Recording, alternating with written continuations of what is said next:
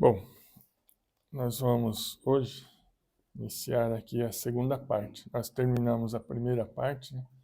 Só relembrando, são 5 pontos, né, que nós vamos estudar.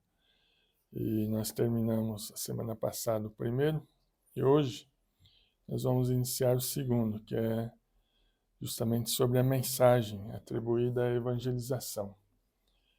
Então nós vimos na primeira parte o que é evangelização, analisamos, né, segundo Paulo, né, no livro de Atos, Paulo, Pedro e Filipe o evangelista. Vimos alguns exemplos de evangelização, tiramos algum aprendizado ali e colocamos, nesse primeiro ponto como uma definição do que seria evangelização. Então, a melhor forma mesmo de nós aprendermos, né, o que é evangelização é olhando para os apóstolos. Claro que nós não temos tempo assim para expandir todos os exemplos que a Bíblia dá. Mas esses 3 que nós olhamos são bastante significativos, principalmente de Paulo, que é o que mais a Bíblia trabalha. E agora nós vamos falar sobre a mensagem, o que seria de nós, né, evangelizando se tivesse a mensagem errada. Era melhor não evangelizar, né, do que sair evangelizando e levar heresias. Então, a ideia aqui nossa não é aprofundar de forma teológica, né, de forma acadêmica, essa questão, né? Claro que aqui tem muito assunto, a gente poderia ficar só nesse assunto aqui, praticamente o semestre todo, falando sobre essa questão da mensagem. Tem muita coisa para ser trabalhada. Mas a ideia não é essa, né? A ideia é nós pegarmos aquilo que é bastante significativo e que a gente às vezes passa despercebido. Então nós vamos tatear, né? Nós vamos andar pela superfície e aí, obviamente, em outras oportunidades a gente pode aprofundar. É como alguém nadando no oceano, lá naquele reino abissal, 12 mil metros de profundidade, está nadando lá na superfície. É o que nós vamos fazer, nós vamos nadar na superfície, né, desse assunto. Assim mesmo tem bastante coisa. E depois disso,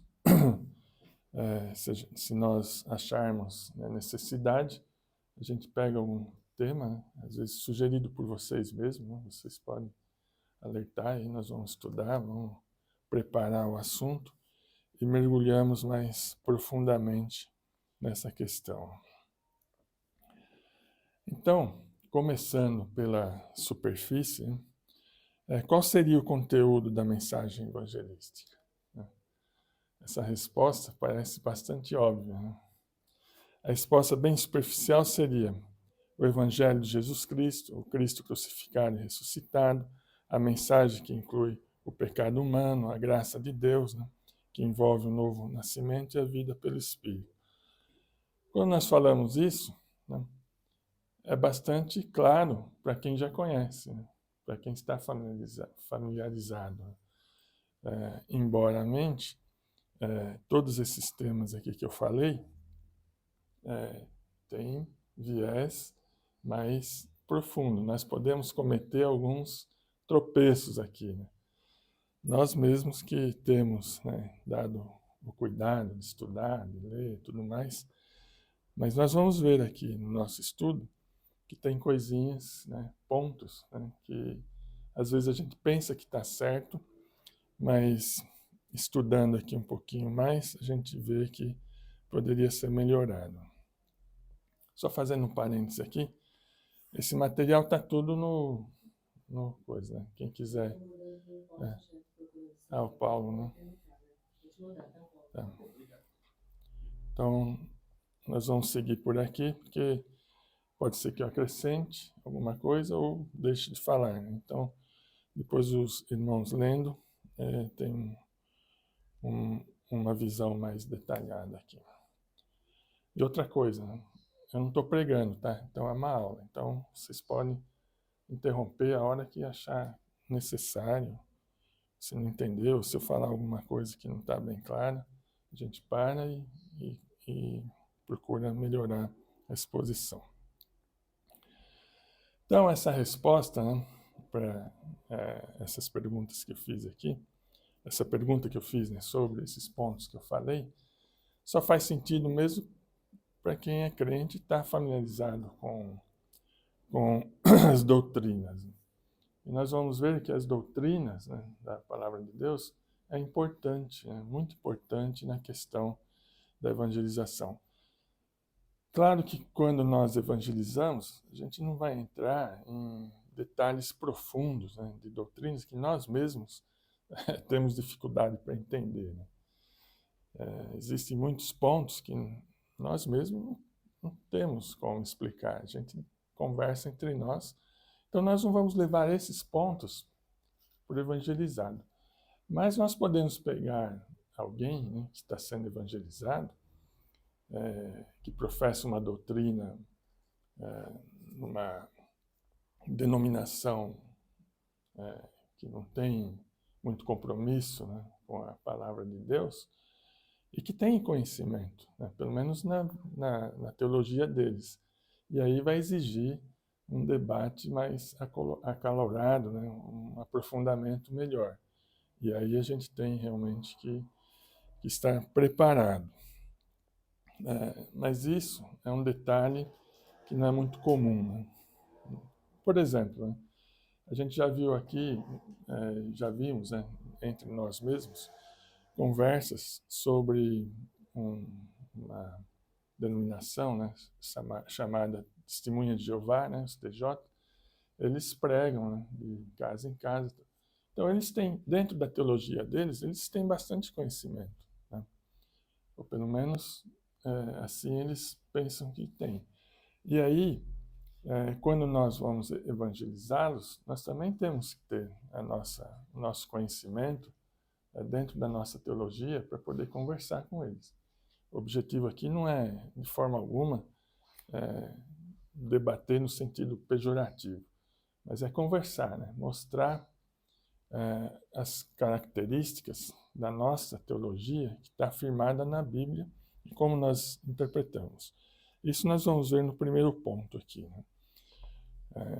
Como que a gente aborda de início essa questão. Mas, nesse caso, quando nós falamos com Testemunha de Jeová, não só Testemunha de Jeová, outras pessoas que professam outra fé, né? Como, por exemplo, o espírita, né? O espírita também, ele tem conhecimento lá no Evangelho do Allan Kardec, né? Podemos chamar de Evangelho, mas no livro lá deles, eles têm essa visão bastante focada naquilo que eles fazem. E quando nós vamos abordá-los, nós também não podemos ir de forma leviana, de forma sem saber o que nós estamos falando. Então, nós precisamos dessa base. Por isso, essas partes aqui que eu mencionei, né, que são doutrinas, essas doutrinas que eu mencionei no começo, nós temos que ter, pelo menos na nossa visão, conhecimento suficiente para poder falar. Né? Se nós não sabemos, nós falamos claramente. Não sei, né? Não inventa. Inventar é pior do que falar não sei. Então, falar não sei, não tem problema. A gente não sabe mesmo. Né? Muitas coisas a gente não sabe. Então, quando não sabemos, simplesmente não sei, ou verificar. E aí a gente trabalha, volta com a pessoa, se encontrarmos ela. Então, a explicação dessas doutrinas só faz sentido mesmo para quem estudou. Mas quem não tem aprofundamento tem que procurar. Por isso nós falamos lá nos encontros passados que nós precisamos preparar a casa. Né? Por exemplo, quando nós falamos do apóstolo Paulo, quando nós falamos de Paulo, nós vimos que depois da conversão dele, né, quando ele cai por terra, volta lá para Damasco, né, procura o evangelista lá, Ananias, né, é convertido, ele não sai por aí pregando o que ele tinha aprendido lá junto com o judaísmo. Ele vai se preparar. Né? Só depois de algum tempo, de alguns anos, é que efetivamente ele sai pregando a palavra de Deus como Jesus o orientou. Então, para facilitar aqui o nosso estudo, nós dividimos aqui em 4 partes. Né? A mensagem sobre Deus, a mensagem sobre o pecado, a mensagem sobre Jesus Cristo e a mensagem sobre a fé e o arrependimento. Esses 4 pontos, nós vamos falar um pouquinho sobre cada um. E eu coloquei aqui, né, no 4º parágrafo, que essa ordem, né, A, B, C e D, que eu coloquei aqui, não é a ordem que o evangelista deve seguir, como está aqui. Não estou sugerindo isso. Nós vamos falar sobre esses 4 pontos, mas o evangelista ele pode perfeitamente colocar cada ponto no momento que ele achar conveniente. Okay? Então, a posição de cada ponto durante a evangelização, ela é atribuída de acordo com o evangelizado, com a necessidade que nós temos de passar a mensagem. Não adianta você falar de Jesus se o cara não acredita em Deus, por exemplo. Primeiro então, ele tem que ter certeza da existência de Deus. Exatamente. Esse é um ponto. Por exemplo, a mensagem sobre Deus, né? A mensagem sobre o pecado. Pode ser que a mensagem sobre Deus, a mensagem sobre o pecado, já esteja na cabeça da pessoa. Né? Então nós temos que falar sobre Jesus. Né? Ou a gente começa, às vezes, pela fé e arrependimento, que a pessoa tocou no assunto, e depois vamos para os pontos anteriores. Mas o importante é que a mensagem, que a nossa mensagem, tenha esses 4 pontos aqui, porque esses 4 pontos vão abordar praticamente todo o Evangelho do Senhor. Então, começando aqui pela mensagem sobre Deus, né, que é a primeira, tá? Nós estamos na página 13. Né? Então, o primeiro parágrafo aqui diz o seguinte, que é um detalhe muito importante, embora não pareça. Né? É deixar claro que toda a revelação de Deus vem da Bíblia. Parece uma coisa assim, muito simples, né? Você vai evangelizar, mas você não diz de onde é a mensagem.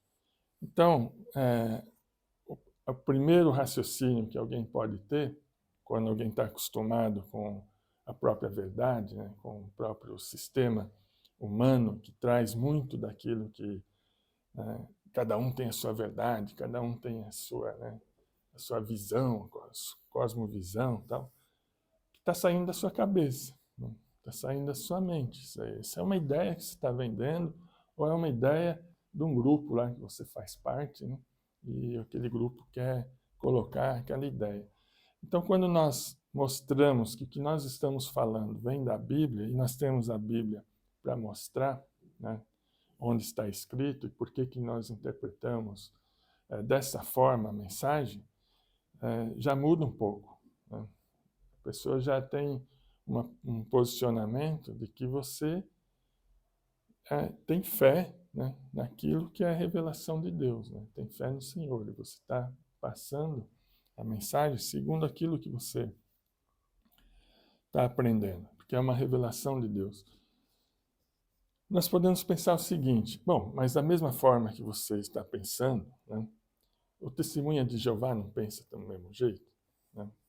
O espírita também não usa o evangelho, o católico também não usa o evangelho, todos eles não usam a Bíblia, né? Não tiram informações da Bíblia? Sim. Né? E nós também, então, não estaríamos fazendo a mesma coisa? Com essa visão, né, rasa? Sim. Mas a questão não é essa. A questão é pegar o que está escrito, né, no contexto e analisar segundo a consciência de que aquilo que nós estamos lendo e falando vem do próprio Senhor, do próprio Criador, do próprio Deus. Né? Então, esse é o ponto. Né? Porque nós podemos perfeitamente pegar a Bíblia, entender o que está escrito, mas não aceitar. Falar assim, está escrito isso aqui, mas isso não serve para mim. Serve para outros. Né? Então, dentro da minha religião, dentro da minha visão, cosmovisão, isso aqui que está escrito não serve. Então, não é esse o nosso foco. Nós devemos mostrar que a nossa posição está escrito na Bíblia, é assim que nós aceitamos, porque nós entendemos que a Bíblia é a revelação de Deus.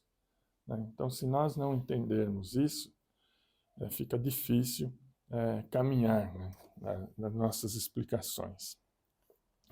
Então, a Bíblia é a pura revelação de Deus.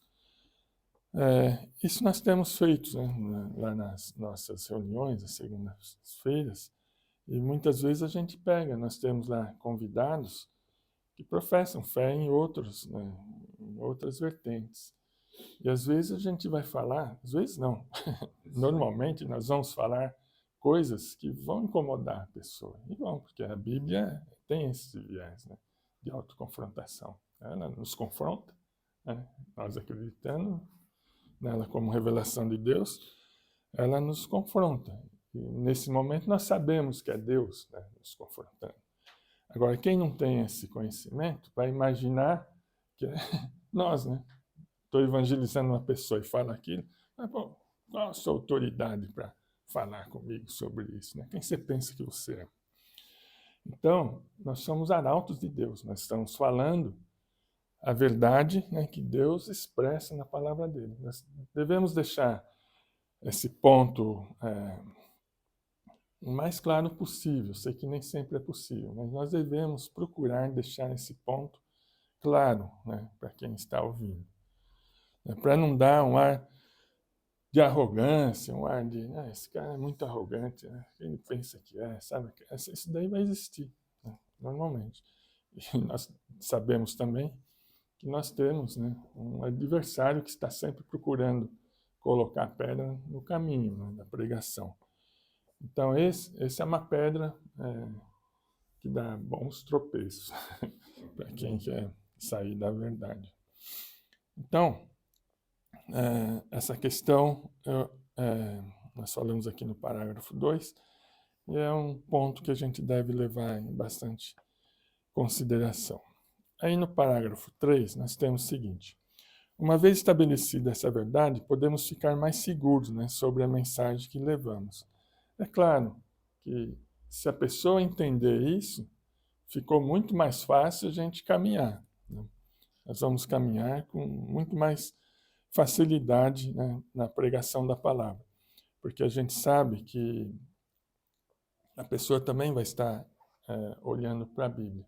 Então, no momento que a gente terminar a nossa interferência ali, a nossa conversa, a pessoa pode perfeitamente pegar a Bíblia e verificar. Né? Quem daqui nunca fez isso? Ouviu uma pregação, ouviu alguém falando alguma coisa, falou, nossa, será que é isso mesmo?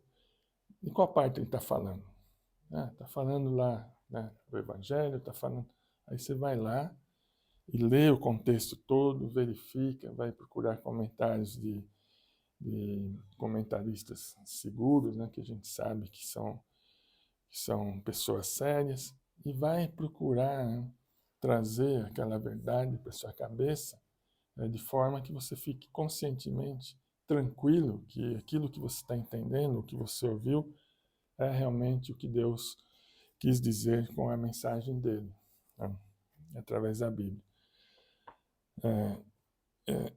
A gente sabe perfeitamente, né, nos nossos estudos aqui, inclusive o pastor Paulo tem falado isso várias vezes quando nós estudamos a questão da heresia, que a Bíblia é o livro que toda heresia usa, né, para se firmar. Né? Então, isso significa o quê? Que a heresia sai da própria Bíblia. Né? Mas a Bíblia está trazendo heresia? Claro que não.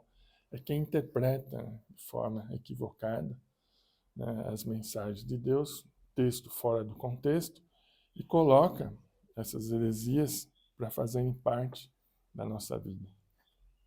E é muito fácil a gente cair, né? A própria Bíblia ensina isso com bastante clareza. Cuidado, né? Cuidado com os falsos profetas, com os falsos pastores, com os falsos pregadores. Então, por quê? Porque nós temos essa capacidade de distorcer, né? Então, nosso exemplo são os bereanos, né, que estudavam, né, com bastante consciência aquilo que ouviam. Paulo pregou em duas situações, né? Em Bereia, qual que era a outra cidade perto ali? 50 quilômetros, me fugiu agora o nome. Tinha uma cidade perto, né? 50 quilômetros, que ele pregou ali, né? E foi super perseguido, né? Todo mundo perseguiu ele, saíram correndo atrás dele, procuraram, né, matar ele. Ele saiu correndo e foi para Bereia. Lá em Bereia ele pregou a mesma mensagem. Aí os bereianos fizeram o quê? Pararam, estudaram, falaram, vamos ver o que esse rapaz está falando. Vamos ver se tem fundamento na palavra de Deus. Então foram estudar. Só que o pessoal dessa cidade saiu e foi procurar ele lá, né? Foi perseguir ele lá em Bereia, tentando afastá-lo ainda dessa... Qual? Tessalônica. Então os tessalonicenses saíram e foram perseguir ele lá em Bereia. E lá os bereanos estavam agindo corretamente. É isso que a gente tem que procurar, evangelizar. Que o evangelizar tem essa consciência que os bereanos tinham, né? De procurar a verdade na palavra de Deus. Porque quando fazemos isso, nós jogamos a semente, né? E Deus vai trabalhar o crescimento dessa semente. Ele trabalha dessa forma, né? Quando alguém procura a palavra de Deus para tomar esse conhecimento, ele vai refletir, né, dentro do contexto, vai procurar outros textos, né, vai procurar outras passagens que vão mostrar com clareza aquilo que Deus quer que seja revelado. Então, esse cuidado nós temos que tomar para que nós não passemos nenhuma heresia. Então, diante dessas verdades, nós precisamos estruturar a nossa mensagem, deixando claro que somos criaturas de Deus. Quem não entende isso, por exemplo, se a pessoa não entende que nós somos criaturas de Deus, pense que nós, por exemplo, viemos do acaso, né? Sei lá, as coisas aconteceram e o ser humano está aqui sem propósito nenhum. Esse é um ponto difícil. Como que nós vamos lidar com uma pessoa que acredita que nós somos fonte do acaso, que Deus não criou nada? A Bíblia começa dizendo o quê? Deus criou. Então, esse ponto nós temos que estabelecer com o nosso evangelizado. Ele tem que ter esse foco, né, entre criatura, que nós somos criados por Deus, e Deus é o Criador. Se não estabelecer esse ponto de criatura e Criador, vai ser difícil entender. Como que nós vamos falar do pecado, né, para alguém que acha que nós viemos, né, numa situação, né, aleatória qualquer e chegamos no que chegamos? Que existem um monte de seres parecidos com nós, né, espalhados aí pelo universo. Então, tudo por acaso, né? Cada galáxia tem... Se pegar a fórmula matemática aí que deduz, né, a possibilidade de vida, né, nas galáxias, nós vamos ver que, colocando fatores, né, bastante, segundo eles, bastante não otimistas, mas nivelados assim num equilíbrio, segundo eles, cientistas, nós teríamos em torno de 8 a 10 planetas, né, habitáveis por galáxia. Por galáxia. Por exemplo, na Via Láctea, que é a nossa galáxia, nós teríamos uns 8 ou 10 planetas habitáveis como o nosso, né? Poderia chegar à vida inteligente, que são 2 parâmetros que eles têm: vida inteligente e simplesmente vida, né? A vida inteligente, né? Pelo menos de 8 a 10 planetas por galáxia. Por isso estão investindo bilhões aí de dólares para achar esses planetas. Muito bem, mas quantas galáxias nós temos no universo? Bilhões? Então, quando você multiplica 8 por bilhões, quantos planetas iguais aos nossos habitáveis tem no universo? Bilhões. Né? Será que isso faz sentido? Né? Se pensarmos desse jeito, obviamente que a Bíblia não vai fazer sentido falar de pecado, falar de Jesus, falar sobre redenção, né? Redentor, falar sobre... Né? Não vai fazer sentido. As pessoas não vão. Então, se inicialmente a pessoa não entender, né, o que é o Criador e que nós somos criaturas, não vai fazer sentido a gente caminhar. Né? Nós vamos caminhar, nós vamos falar, mas essa pessoa não vai ter muito avanço, porque a cabeça dela vai estar voltada para outras coisas. Né? Então, a história cristã ela começa, né, com a relação do Criador e sua criação. Tá? Então, não tem jeito. O ser humano é totalmente dependente do Criador. Se nós não entendemos essa dependência, né, nossa de Deus, como que ele vai atribuir entendimento a outras coisas? Né? Então, a gente tem que começar colocando nessa pessoa, nesse evangelizado, essa consciência, né, do Senhor, que é a criação, que é... eu sei que é difícil, né? Por exemplo, se pegar uma pessoa que crê profundamente nisso que eu acabei de falar, e falar, por exemplo, de Adão, Eva, né? No próprio meio, né? A gente sabe que as pessoas, de certa forma, vão infantilizar a questão de Eva, né, com relação à maçã, né, a cobra falante. Tudo isso tem pontos, né, aqui para trabalhar uma desvalorização, para trabalhar deixar o evangelista numa situação ridicularizada, né, achando que aquilo é historinha para criança, historinha, né, que a serpente falou com a Eva, pegou a maçã, né? Primeiro que a Bíblia não fala nada sobre maçã, a serpente a gente sabe perfeitamente quem é. Então, tudo isso a gente tem que ter cuidado para chegar para uma pessoa dessa, né, que tem essa cosmovisão, e falar. Se começar a falar nesse sentido para ela vai para esse caminho que estou falando, vai querer ridicularizar o evangelista e vai dizer que ele está totalmente certo. Então, nós precisamos abordar essa pessoa nesse sentido. Né? Enquanto ela não tiver essa consciência de criador e criatura, é difícil a gente avançar com coisas mais profundas. Né? Mas aí a gente pode usar perfeitamente a questão da moral, a questão, né, da ofensa, a questão, né, e outros argumentos que nós vamos nos preparar para levar, então, ele ao livro de Gênesis, por exemplo. E isso não é um trabalho fácil. É um trabalho que, muitas vezes, nos estimula até desistir. Né? Eu não vou falar aquela pessoa que ele vai me fazer perguntas que eu nem sei resposta. Né? Eu vou me sentir... Ele vai me ridicularizar. Como é que eu vou falar de Adão e Eva para aquela pessoa que tem um monte de conhecimento sobre a evolução, né, humana, coisa. Então nós temos que nos preparar. Existem livros, né, de irmãos nossos, né, cientistas, que dão bastante argumentos. Né? A gente não precisa entrar em argumento científico, não é essa a ideia. Mas eles trazem, né, exemplos que nos ajudam a entender, né, como trabalhar aquele ponto frágil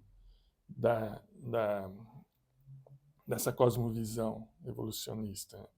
E é aí que a gente tem que trabalhar, é aí que a gente tem que colocar o nosso ponto. Assim como ele tenta nos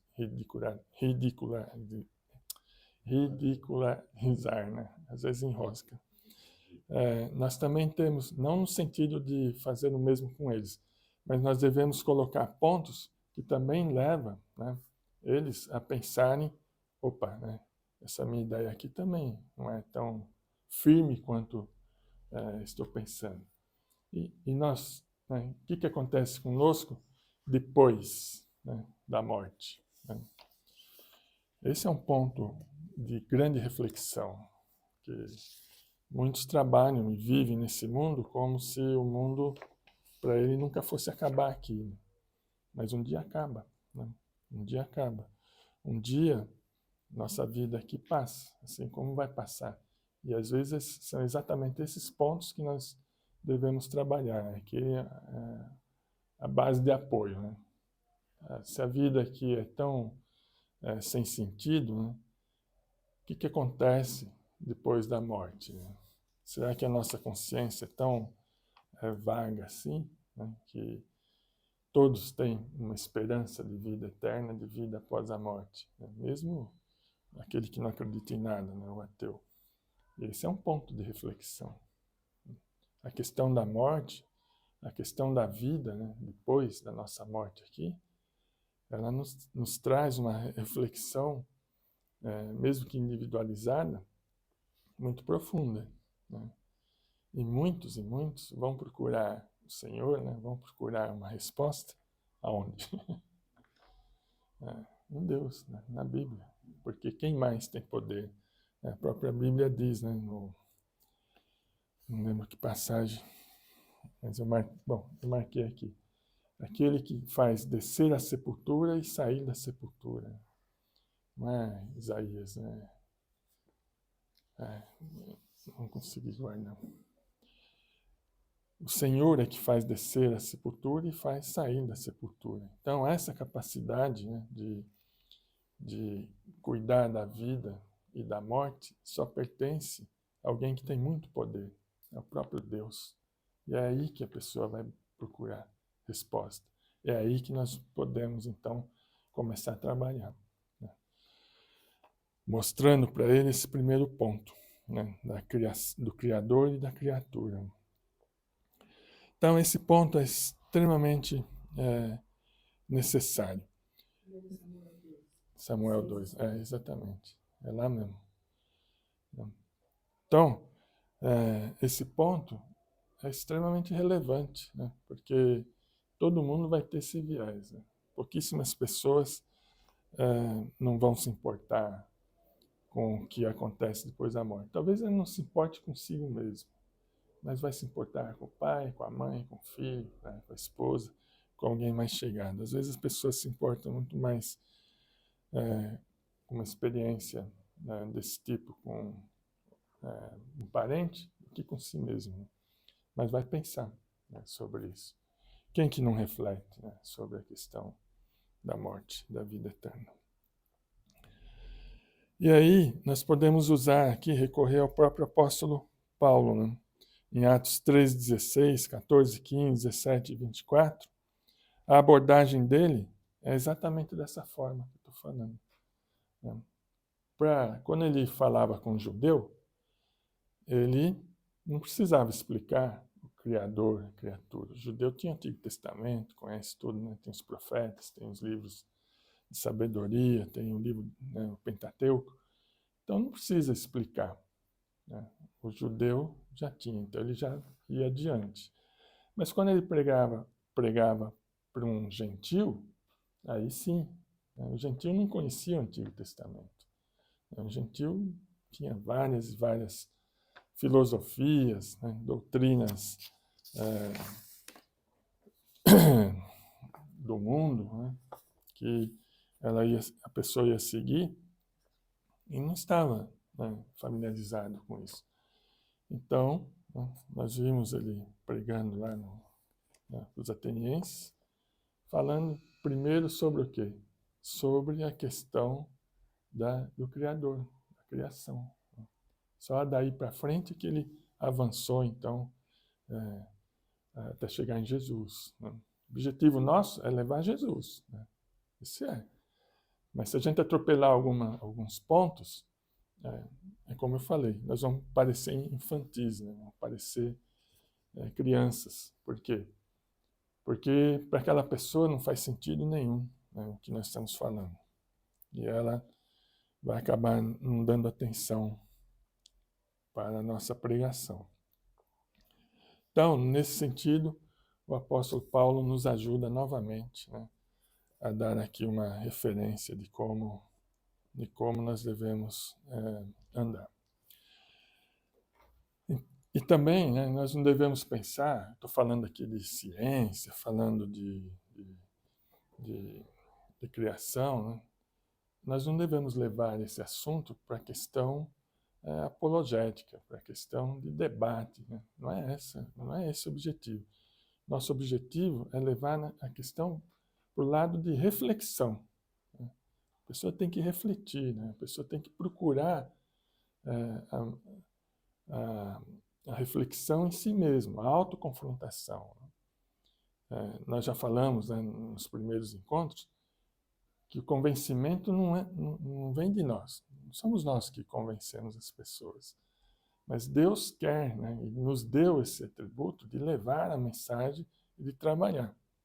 Né? Se Deus quisesse que nós fizéssemos a coisa de uma forma tão simplificada, então viria, né, aqui, e nós teríamos exemplos também do apóstolo Paulo, Pedro, né, Filipe, que são os três que nós usamos, como um texto. Né? Olha aqui, ó. Quando você for evangelizar, você fala exatamente essas palavras. Não é assim. Nós vimos que em cada evangelização, né, principalmente a questão de Pedro, foi diferente. Né? Paulo também, né, nós vimos o quanto Paulo trabalhou, né, nós vamos falar um pouquinho depois da viagem dele, como que ele trabalhou diferentemente em cada ponto, né, que ele foi, né, em cada cidade. Né? Em Éfeso, por exemplo, ele ficou quantos anos? Tempo lá? 2, 3 anos. Né? Alugou lá a escola, lá o prédio, né, não lembro o nome da escola, mas ele ficou... Tirano. Alugou lá o prédio, né, por conta dele mesmo, e trouxe o pessoal para estudar lá. Né? Não foi? Então, ele fez isso em outros lugares? Porque ele viu a necessidade de cada lugar, de cada ponto. Né? Então, nós estamos percebendo que cada local, cada situação, né, com cada irmão aqui, né, na evangelização, vai ter uma posição, uma postura diferenciada. Então, essa nossa abordagem não tem viés apologético, né, nem tentativa de nós colocarmos alguma filosofia, não é isso. A gente vai procurar levar a pessoa para essa reflexão.